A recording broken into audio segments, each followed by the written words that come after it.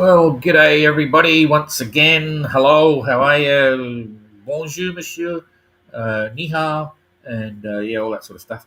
It's I forgot to tell you, yesterday was the Chinese National Day, flag waving and singing and dancing, community dancing, all that sort of stuff. And in a few days, it's their big weather day, mid autumn day. Yeah. So anyway, all kind of fun, and it's now the 2nd of October.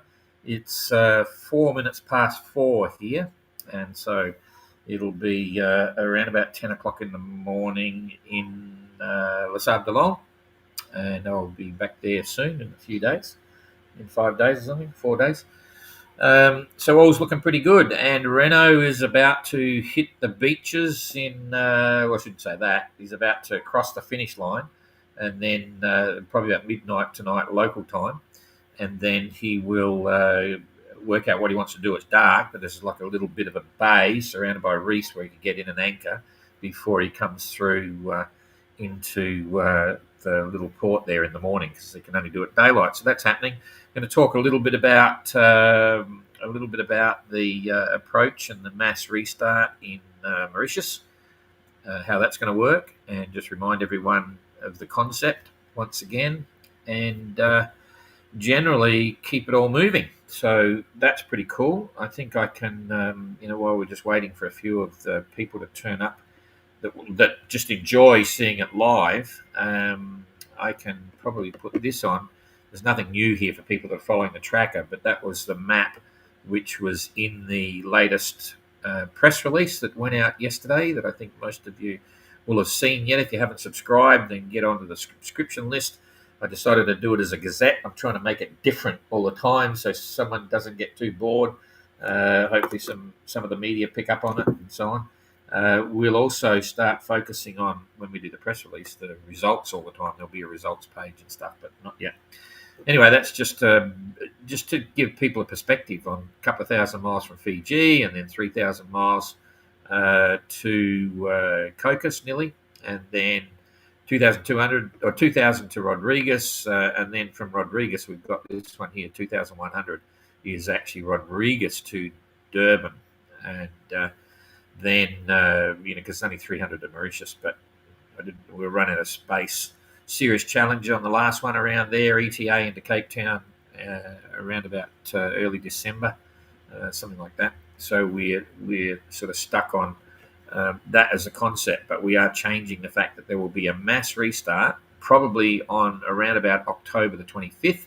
The idea of not fixing it too much is that they still haven't arrived yet, and we don't want to lock people out or give them too short a time, but nonetheless, the time will be dependent on how quick they get there. So Renault, who's in midnight tonight, he'll be there for probably at least 14 days, and the others will slowly decrease back from there. And the tail enders, well, they might get, I suppose, worst case 6 days, but it's lined up. If they didn't have a calm coming, it's lined up that they get about 8 or 9 days. But let's wait and see. That's yacht racing. So, these other ones, these other little shots here. This is the Yacht Club, the Great North Yacht Club, I think it's called. Grand Bay, not Great North, Grand Bay Yacht Club, which is in about 8 or 9 miles north of Port Louis when they get into Mauritius. So it's quite a nice place. That's the bay. We'll talk about that in a minute after the tracker's done, but yeah, pretty cool. So that's it. We've got a few people there now, so I'll roll over to the tracker, get you on. That's not right. It's meant to be there. Yep, there it is. So you're on the tracker, and I'm now going onto the tracker. So I'm here 220 days and 20 hours we've been out. So it's quite a while, eh? And the fleet's extending right back there from Josh all the way through to Rodriguez. So Josh is now at the back end. He is now 1,069 nautical miles back, so about 1,100 miles to go. So that'll take him probably about a week or something. So it'll be about a week from now. He should get into Rodriguez. So that'll be 7, 8, 9, and then let's say 7, 8, 9. So if that'll be the earliest he gets there. Then 3 days for 4 days there, 9. So that's the 13th. and then 3 days to Mauritius. So that's the 16th, and the race is due to start on the 25th. So that's 5, 6, 7, 8, 9 days, but they're going to slow up a bit. So you can see how the targeting is done for the start day. But we've said it might extend back to the 26th, and the reason we did that is in case someone wants to fly in or make plans, don't fly out until the 27th because it could restart on the 26th. We didn't want to start on the 24th because that's a Friday. so we're starting Saturday the 25th, probably. Okay, get that out of the way. And here we go. Sorry, that was meant to go back the other way here so that we can see what's going on with the tail enders. Josh, are we on the right timeline? Yes, 8 o'clock. So Adam's on 8 o'clock. Yes, so that's all good. So Josh is currently doing 5.3 and 105 nautical miles. It is getting a bit softer, the breeze back there, but that's still taking it easy. Ayrton doing 5.5, 120 mile day, and keen to hurry up. So that's cool. Jasmine and Christian, Jasmine and Eric on a converging course there for sure, side by side. Maybe Eric thought you better get in there and cover because Jasmine had definitely caught ground yesterday. So today, 128 miles for Jazz, 5.2 knots, doing really well. And Eric, 127. Jazz, 128. Still took a mile out. You have to hurry up, Eric. Keep the pressure on. There's a lot at stake here. 5.3, yeah, 127. They're having a bit of fun. They're very close together there. They should be on VHF there now. That looks like about 15 miles. Let's see what it is. That's a guess on the scale. Oh, jeepers. Okay, I got that wrong. Only 5 miles apart, 6 miles. That's a bit messy there. If I put that definitely on the bow of Jasmine and definitely on the bow of Eric. Yeah, they're only 6 miles apart. They're just about, what do we got here? 5, depending on where the sun is, 3, 4, 5, so they should be able to just about see the mast on the horizon. So they're just about looking at each other. That's a bit of fun. And I'm sure Eric is happy to keep converging just to say g'day. So that's fun for them. They'll be on the VHF anyway, and they should know where they are because they've both got Starlink. So depends if they've got the power to run it, they would have seen. So they're going to have some fun.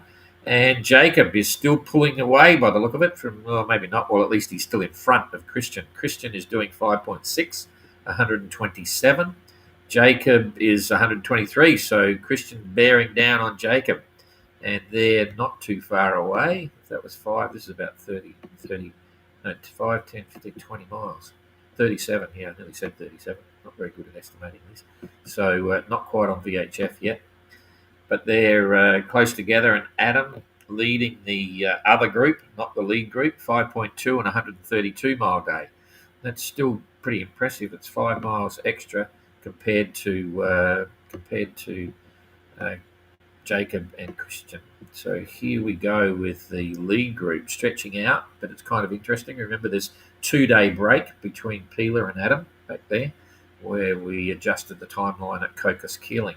So Peeler currently doing 5.9, 146, 145 rather. She's back at it. That's hot.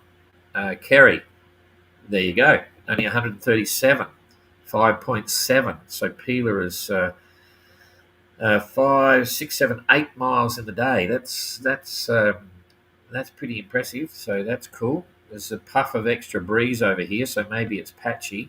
The yellow, as you know, is sort of gusting up to 28 knots. It's a solid trade, 18 to 22 with gusting 28. Dan, 129. Peeler's doing great.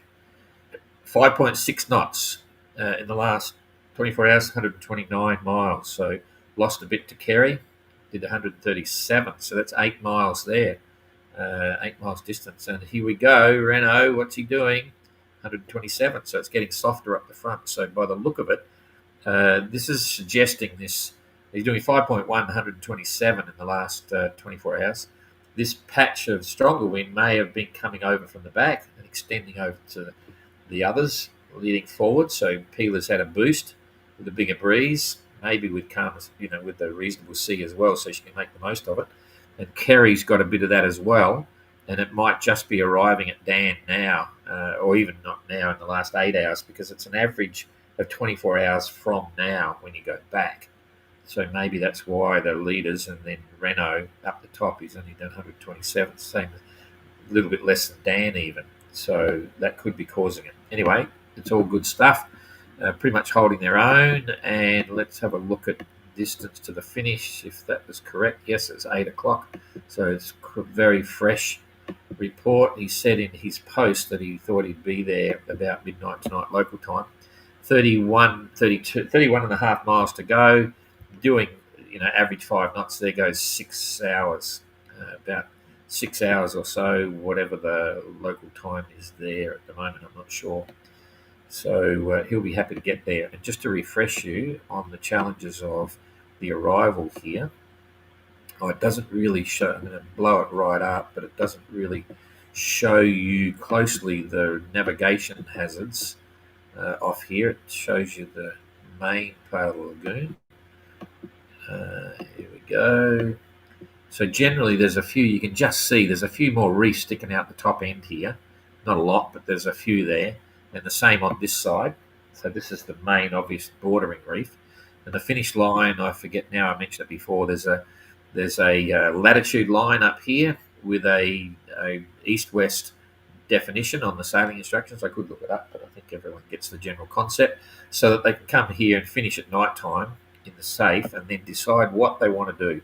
They've got two options. Once they cross the finish line and take their time and report it to us, then they can just sail offshore again or hang out here, just hover and wait until daylight. And then once it's daylight, I forget the local time, they're allowed to come down here, come in the channel here, and there's a wharf there, or they can actually anchor in the lagoon here. Now, every so often a ship comes in. In fact, the ship comes into the wharf to resupply the island. When that happens, everyone's got to bugger off. They've got to get out.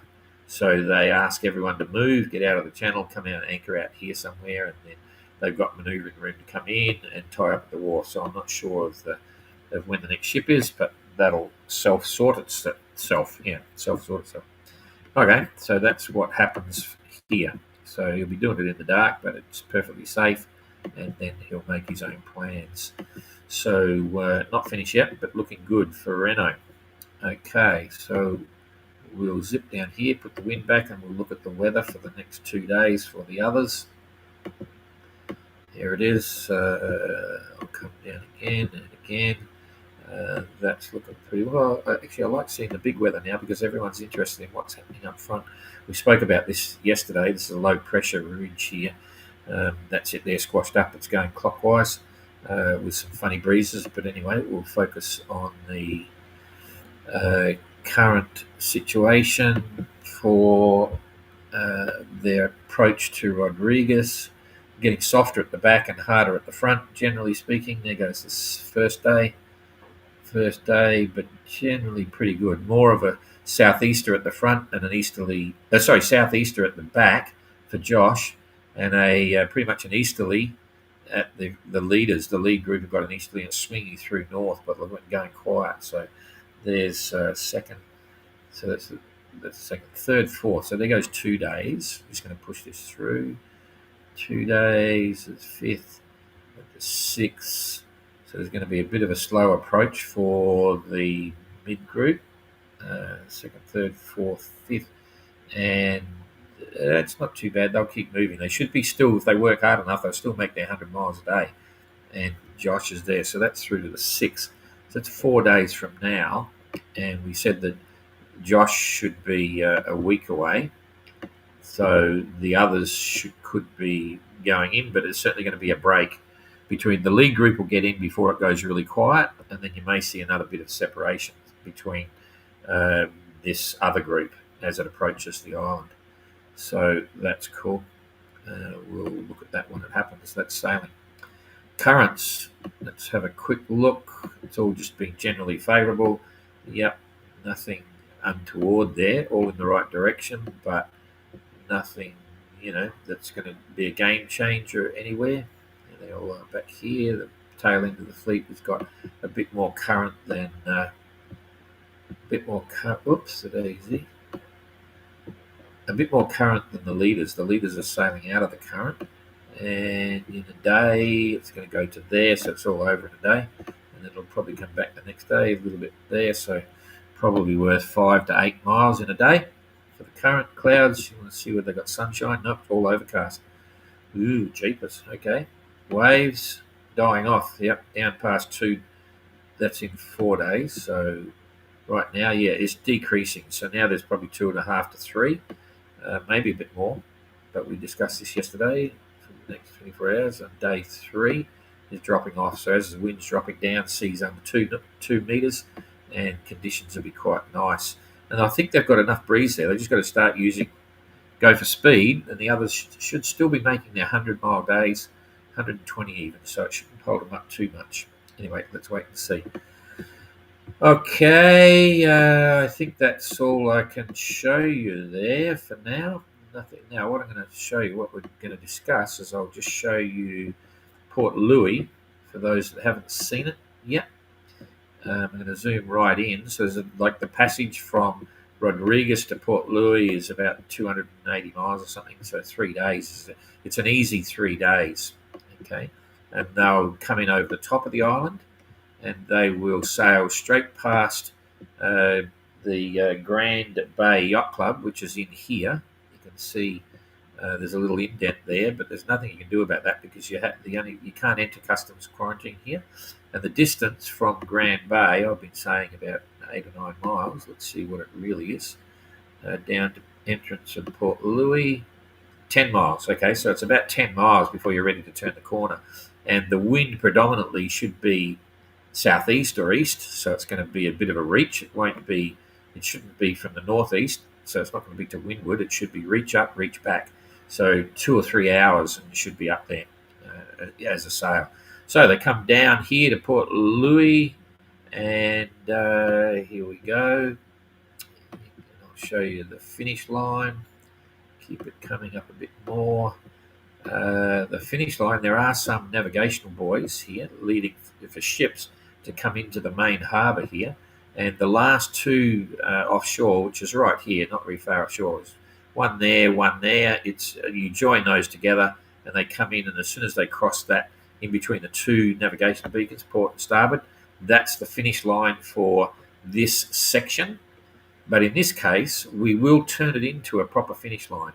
Okay, so we will ask YB to turn that into a finish line, and you'll see the tracker will update as it's closing the finish, and they'll cross the finish line. So we can, they'll still take their own time, but we will also log it off the tracker time, and then they enter the port. Now, when they get into the port, what they've got to do, I don't know how much closer we can get here. Oh, yeah, that's cool. So they come down the port here, and there is an area here where it's sort of recognised. I don't know whether, in fact, I haven't done the clearances here because it's up to the managers to do it. But this area in here is a place where they can tie up, and also a lot of them, when they come in, they come over here. There's another wharf over here where visiting yachts come and tie up, waiting to do their clearance, and they go to customs, do customs immigration, and so on. Now, I've seen boats. I've noticed boats and discussed boats. Boats can sit here for a week or more. So, but I don't know the latest rules and regulations. But this is all controlled by the port. Okay, so that's really about it. And that's where they'll be. There is one marina, but it's already been booked out by the Ark Rally. So there's nowhere for them to tie up down here in a walk-on, walk-off marina. And I just saw a note from someone who's already in the marina, a normal cruising yacht. They've been told they've got to get out to allow room for the Ark boats when they come up. They're supposed to be there starting from about the 12th, I think it is, something like that. So, but it's fine. They'll find spots. That's part of the fun of cruising. Imagine you turn up here in a cruising boat. Boom, boom. That's what you got. So, okay. So that's pretty much it. I'll show you the Grand Bay Yacht Club, the beautiful bay up the top here. So 2 to 3 hour sail, depending on the breeze. Be quite pleasant. Sea will be down. You're in the lee of the island, so it's flat sailing. You come up, and this is the bay. So there's the yacht club is in here. Oh, there's a Royal Palm Beachcomber Luxury. Ayrton, that's for you. You're right there, mate. Take Tracker up there, anchor, and head into the Beachcomber Luxury. And I think Reno will be up for a bit of that as well. He likes to get ashore and get off the boat. There'll be a few. So there's plenty of holiday accommodation everywhere. And you'll see here, there's no marina. They have a dinghy dock. So it'll be a case of anchoring in the bay here and making the most of it. So, and the yacht club, I believe, is right in here. That's it. So I can come back here and again show you the we've got here solo on. If I hit that, it's not that one. Come on, there it is. It's that one there. So you should be on that photograph now. Is that correct? Solo on, solo off. That's it. You should be looking at that photo, and you can see there's a login. No, hang on a sec. You're still on the bloody. Hang on. Now I'm getting confused. Rightio, you're still on the tracker. Here goes the pictures. So that's a picture of the bay. The yacht club's in here, just on the headland on the top. Thanks to Shutterstock, I stole that photo. This is from the yacht club looking out. That's the dinghy dock. So that's where the dinghies tie up. All the cruising boats anchor in the bay here. Very well protected. And I hope you're on these pictures. Solo on. Yes, I think you are. And there it is there, the red one right on the corner. So that's the, I think you can see the red spot there, the Grand Bay Yacht Club. So, okay. I think that's it. So you've got the picture there, all looking pretty cool. And that's it. So I think we're done for that.